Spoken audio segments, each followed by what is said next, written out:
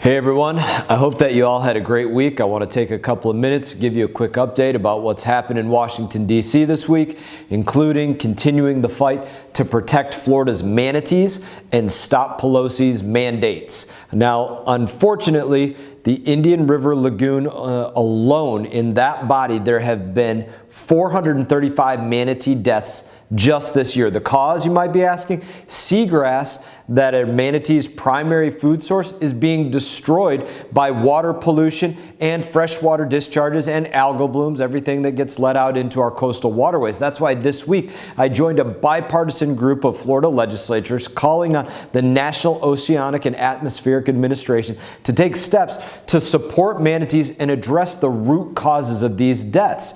3 years ago, I passed a law that gives them the tools to do so. It was called the Harmful Algal Bloom and Hypoxia Research and Control Act of 2018.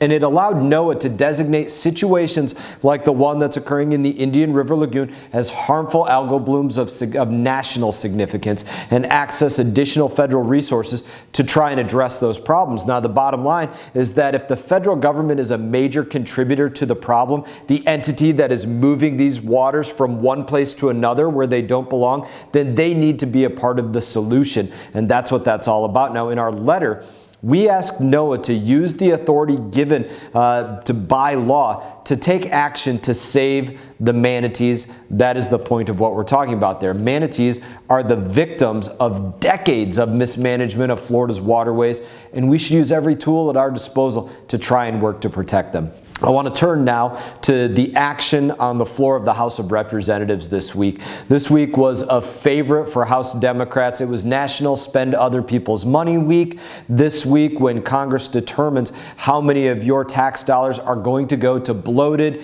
inefficient bureaucracies. Now, after spending a record-breaking $1.9 trillion, that's 1,900 billions on the so-called American Rescue Plan earlier this year, they're at it again, trying to increase spending by another 21% in this year's appropriations bills.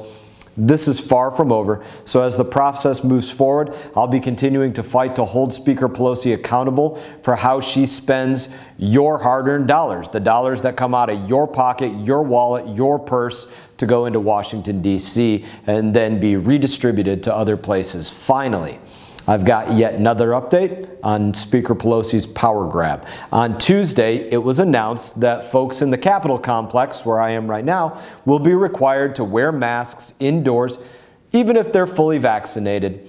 But this time, Speaker Pelosi has taken it one step further.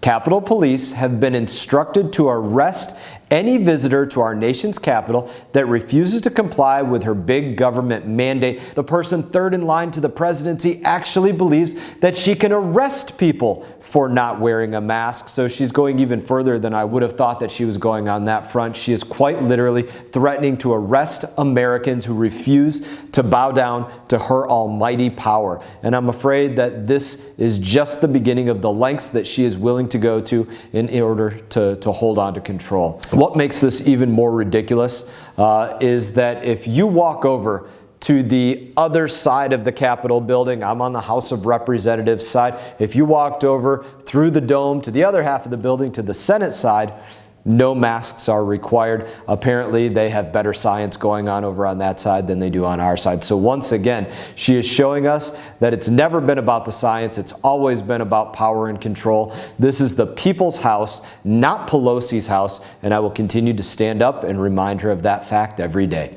As always, it is an honor to serve you in Washington, honor to serve as your representative, and always to see you around the community. I hope you all enjoy your weekend. Look forward to seeing you. You all take care.